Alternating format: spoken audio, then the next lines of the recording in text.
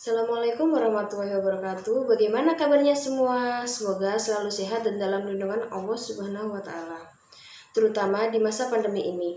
Jangan lupa ya, selalu pakai masker dan cuci tangan pakai sabun agar terhindar dari virus COVID-19. Sebelum kita memulai pembelajaran kali ini, terlebih dahulu perkenalkan, nama saya Yeni Suci Ramadhani dari Program Studi Pendidikan Luar Sekolah Universitas Jember. Dalam pembelajaran kali ini ada 4 elemen kompetensi yang harus dikuasai. Kompetensi yang pertama yaitu kompetensi 3.20, mengidentifikasi informasi dalam teks eksplanasi. Kompetensi yang kedua yaitu kompetensi 3.21, yaitu menganalisis struktur dan kebahasaan teks eksplanasi. Kompetensi yang ketiga yaitu kompetensi 4.20, menyusun informasi dalam teks eksplanasi, dan kompetensi yang keempat yaitu kompetensi 4.21, memproduksi teks eksplanasi dengan memperhatikan struktur dan kebahasaannya. Selain 4 elemen kompetensi yang telah disebutkan tadi, ada beberapa tujuan pembelajaran yang harus dicapai dalam pembelajaran kali ini. Tujuan yang pertama yaitu mengenai struktur teks eksplanasi. Yang kedua, mampu menganalisis struktur teks eksplanasi. Yang ketiga, memahami struktur teks eksplanasi, dan yang terakhir, mengetahui ciri-ciri dari teks eksplanasi. Sebelum kita memasuki pembelajaran kali ini yang membahas mengenai struktur teks eksplanasi dan ciri-ciri dari teks eksplanasi, mari kita ingat terlebih dahulu mengenai pengertian teks eksplanasi. Jadi, teks eksplanasi merupakan teks yang menjelaskan tentang proses terjadinya atau terbentuknya suatu fenomena alam atau sosial. Pada teks eksplanasi ini juga sebuah peristiwa timbul karena ada peristiwa lain sebelumnya dan ada peristiwa tersebut mengakibatkan peristiwa lain sesudahnya. Contohnya tsunami. Tsunami adalah gelombang laut besar yang datang cepat dan tiba-tiba menerjang kawasan pantai. Gelombang tersebut terbentuk akibat dari aktivitas gempa atau gunung berapi yang meletus di bawah laut. Besarnya gelombang tsunami menyebabkan banjir dan kerusakan ketika menghantam dataran pantai. Bentukan tsunami terjadi saat dasar laut permukaannya naik turun di sepanjang patahan selama gempa berlangsung. Patahan tersebut mengakibatkan terganggunya keseimbangan air laut. Patahan yang besar akan menghasilkan tenaga gelombang yang besar pula. Itulah yang disebut dengan teks eksplanasi. Selanjutnya, kita akan memasuki subbab yang pertama yaitu mengenai ciri-ciri teks eksplanasi. Teks eksplanasi memiliki 3 ciri-ciri yang dapat memudahkan kita untuk membedakan antara teks eksplanasi dengan teks yang lainnya. Ciri yang pertama dari teks eksplanasi yaitu strukturnya terdiri dari pernyataan umum, urutan sebab akibat atau deretan penjelas, dan yang terakhir interpretasi atau opsional. Yang kedua yaitu memuat informasi berdasarkan fakta atau faktual atau yang terjadi secara nyata. Yang ketiga, faktualnya itu memuat informasi yang bersifat ilmiah, keilmuan seperti sains dan lainnya. Yang selanjutnya kita akan membahas mengenai struktur teks eksplanasi. Struktur teks eksplanasi ada 3, yaitu yang pertama pernyataan umum, yang kedua deretan penjelas, dan yang ketiga interpretasi atau opsional. Selanjutnya saya jelaskan mengenai setiap poin dalam struktur teks eksplanasi. Struktur yang pertama yaitu pernyataan umum ini berisi tentang penjelasan umum fenomena yang akan dibahas, bisa berupa pengalaman fenomena tersebut atau penjelasannya. Penjelasan umum yang dituliskan dalam teks ini berupa gambaran secara umum tentang apa, mengapa, dan bagaimana proses peristiwa tersebut bisa terjadi. Yang kedua yaitu deretan penjelas. Deretan penjelas ini berisi tentang penjelasan proses mengapa fenomena tersebut bisa terjadi, tercipta, dan bisa terdiri lebih dari 1 paragraf. Deretan penjelas ini mendeskripsikan dan merincikan penyebab dan akibat dari sebuah bencana alam yang terjadi. Yang ketiga atau yang terakhir yaitu interpretasi atau opsional. Interpretasi ini merupakan teks penutup yang bersifat pilihan. Jadi, di interpretasi ini bukan sebuah keharusan harus ada. Di teks penutup yang dimaksud adalah teks yang merupakan intisari atau kesimpulan dari pernyataan umum dan deretan penjelas. Jadi, interpretasi ini merupakan kesimpulan dari pernyataan umum dan deretan penjelas. Opsionalnya dapat berupa tanggapan maupun mengambil kesimpulan atas pertanyaan yang ada dalam teks tersebut. Setelah penjelasan yang saya sampaikan tadi, bagaimana? Apakah sudah difahami? Sebelum itu, mari kita ingat kembali, ada berapa tadi struktur teks eksplanasi? Ya, ada 3. Yang pertama yaitu pernyataan umum, yang kedua deretan penjelas, dan yang ketiga interpretasi atau opsional. Setelah kita memahami struktur teks eksplanasi tadi, sekarang akan saya berikan sebuah contoh teks eksplanasi dan mari kita analisis bersama bagaimana struktur dari teks eksplanasi tersebut. Teks yang pertama berjudul mengenai Tsunami Aceh. Pada tanggal 26 Desember 2004, terjadi bencana alam dahsyat di Aceh yang menggemparkan dunia, yaitu bencana alam tsunami. Tsunami adalah serangkaian gelombang laut dengan kecepatan tinggi. Tsunami sendiri berasal dari bahasa Jepang, yaitu Tsu yang berarti pelabuhan dan Nami yang berarti gelombang. Tsunami terjadi akibat dari gangguan yang bersifat tiba-tiba dari dasar laut. Gangguan itu bisa berupa letusan gunung berapi, pergeseran lempeng bumi, dan jatuhnya meteor. Karena gangguan tersebutlah, permukaan dasar laut bergerak naik, turun, sehingga air mencari keseimbangan dan terjadilah tsunami. Sebelum terjadinya tsunami, biasanya ditandai dengan air surut secara tiba-tiba, adanya gempa, dan banyaknya ikan di pantai. Tsunami mengakibatkan kehancuran, baik untuk manusia maupun alam, seperti memakan banyak korban, hilangnya harta benda, menghancurkan bangunan, dan merusak alam.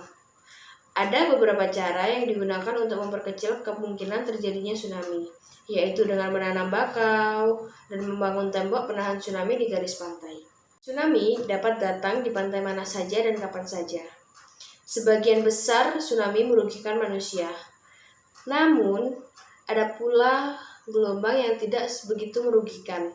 Karena tsunami dapat datang kapan saja, kita harus selalu waspada, terutama bagi yang tinggal di dekat pantai. Apabila terdapat tanda-tanda terjadinya gempa, segera mengungsi ke tempat yang lebih tinggi dan aman. Setelah kita mendengar cerita teks eksplanasi yang berjudul Tsunami Aceh tadi, selanjutnya kita akan menganalisis struktur teks eksplanasi yang berjudul Tsunami Aceh. Masih ingat kan teman-teman ada berapa struktur teks eksplanasi? Ya, ada 3 struktur teks eksplanasi. Struktur yang pertama yaitu pernyataan umum, yang kedua yaitu deretan penjelas, dan yang ketiga interpretasi atau opsional. Di struktur yang pertama yaitu pernyataan umum, sebelumnya kita ingat kembali apa pengertian dari pernyataan umum. Pernyataan umum berisi tentang penjelasan fenomena yang terjadi. Jadi, dari cerita yang telah kita baca tadi yang berjudul Tsunami Aceh, kalimat tsunami adalah serangkaian gelombang yang terbentuk karena gempa bumi atau letusan gunung berapi di bawah laut atau di daratan dekat pantai. Gelombangnya yang besar dapat menyebabkan banjir dan kerusakan saat menghantam pantai. Itu termasuk di pernyataan umum. Untuk struktur yang kedua mengenai deretan penjelas, kita ingat terlebih dahulu penjelasan mengenai deret penjelas. Deret penjelas berisi tentang mengapa fenomena itu bisa terjadi. Jadi, di sini yang masuk dalam struktur deret penjelas yaitu ada beberapa paragraf. Paragraf yang pertama yaitu tsunami tercipta saat permukaan dasar laut bergerak naik turun. Pergeseran lempeng di dasar laut di sepanjang patahan selama gempa terjadi. Yang kedua, tsunami juga dapat tercipta karena meletusnya gunung berapi yang menyebabkan pergerakan air di laut dan perairan sekitarnya sangat tinggi. Gelombang tsunami yang terjadi di laut melaju lebih cepat daripada gelombang normal. Gelombang tersebut menyebar ke segala arah dengan ketinggian 30-50 meter dan kecepatan sekitar 800 km per jam. Yang keempat, ketika gelombang tsunami masuk ke air dangkal, kecepatannya akan menurun dan ketinggiannya akan bertambah. Ketinggian gelombang itu bergantung pada bentuk pantai dan kedalamannya. Jadi, dari 4 paragraf tersebut, dia masuk ke dalam struktur deret penjelas. Analisis struktur yang terakhir yaitu interpretasi atau opsional. Sebelumnya kita ingat terlebih dahulu penjelasan dari interpretasi atau opsional. Interpretasi atau opsional adalah teks penutup yang tidak harus ada, tetapi interpretasi merupakan intisari dari pernyataan umum dan deret penjelas. Jadi bunyi paragrafnya yaitu tidak semua gempa bumi dan gunung meletus dapat menyebabkan tsunami. Tsunami dapat menyebabkan kerusakan yang besar bagi manusia. Kerusakan yang paling besar terjadi ketika gelombang tsunami itu mengenai pemukiman manusia sehingga menyeret apa saja yang dilaluinya. Setelah kita menganalisis teks yang pertama, kali ini saya akan memberikan teks yang kedua yang berjudul Gempa Bumi. Selanjutnya, saya akan membacakan contoh teks eksplanasi yang kedua yang berjudul Gempa Bumi. Gempa bumi adalah getaran atau guncangan yang terjadi karena pergerakan lapisan batu bumi yang berasal dari dasar atau bawah permukaan bumi. Peristiwa alam itu sering terjadi di daerah yang berada dekat dengan gunung berapi dan juga di daerah yang dikelilingi lautan luas. Gempa bumi terjadi karena bergeseran lapisan bawah bumi dan letusan gunung yang dahsyat. Selain itu, gempa bumi terjadi begitu cepat dan dampak yang begitu hebat.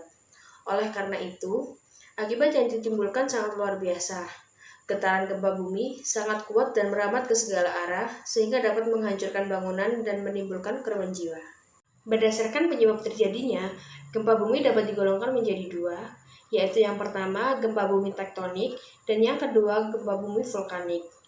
Gempa bumi tektonik terjadi karena lapisan kerak bumi yang menjadi genting atau lunak sehingga mengalami pergerakan. Teori tectonic plate berisi penjelasan bahwa bumi ini terdiri atas beberapa lapisan batuan. Sebagian besar daerah lapisan kerak ini akan hanyut dan mengapung di lapisan, seperti halnya salju.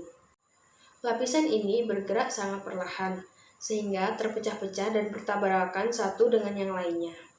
Itulah sebabnya mengapa gempa bumi terjadi. Sementara itu, gempa bumi vulkanik terjadi karena adanya letusan gunung berapi yang sangat dahsyat. Gempa vulkanik ini lebih jarang terjadi jika dibandingkan dengan gempa tektonik. Gempa dapat terjadi kapan saja tanpa mengenal musim. Meskipun demikian, konsentrasi gempa cenderung terjadi di tempat-tempat tertentu saja, seperti pada batas plat Pasifik. Tempat ini dikenal dengan lingkaran api karena banyaknya gunung berapi. Setelah mendengarkan cerita teks eksplanasi yang berjudul Gempa Bumi, selanjutnya kita akan analisis struktur teks eksplanasi yang berjudul Gempa Bumi. Masih ingat kan teman-teman ada berapa struktur teks eksplanasi?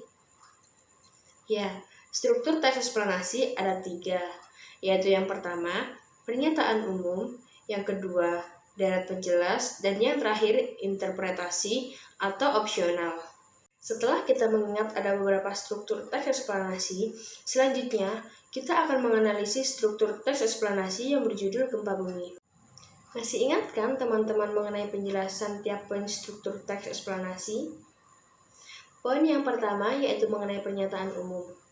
Dalam pernyataan umum ini menjelaskan mengenai pengertian fenomena itu sendiri. Yang kedua yaitu deret penjelas. Deret penjelas ini menjelaskan mengenai bagaimana fenomena itu bisa terjadi. Dan yang ketiga yaitu interpretasi atau opsional. Dalam interpretasi ini, bukan suatu keharusan ada di dalam teks eksplanasi. Akan tetapi, interpretasi ini berisi tentang intisari dari pernyataan umum dan deret penjelas. Setelah kita ingat kembali penjelasan dari tiap poin struktur teks eksplanasi, selanjutnya kita akan menganalisis struktur teks eksplanasi yang berjudul Gempa Bumi. Paragraf yang pertama yaitu gempa bumi adalah getaran atau guncangan yang terjadi karena pergerakan lapisan batu bumi yang berasal dari dasar atau bawah permukaan bumi. Peristiwa alam itu sering terjadi di daerah yang berada dekat dengan gunung berapi dan juga di daerah yang dikelilingi lautan luas. Bunyi analisis pernyataan umum yang kedua yaitu gempa bumi terjadi karena bergeseran lapisan bawah bumi dan letusan gunung yang dahsyat. Selain itu, gempa bumi terjadi begitu cepat dengan dampak yang begitu hebat. Oleh karena itu, akibat yang ditimbulkan sangat luar biasa. Getaran gempa bumi sangat kuat dan merambat ke segala arah sehingga dapat menghancurkan bangunan dan menimbulkan korban jiwa.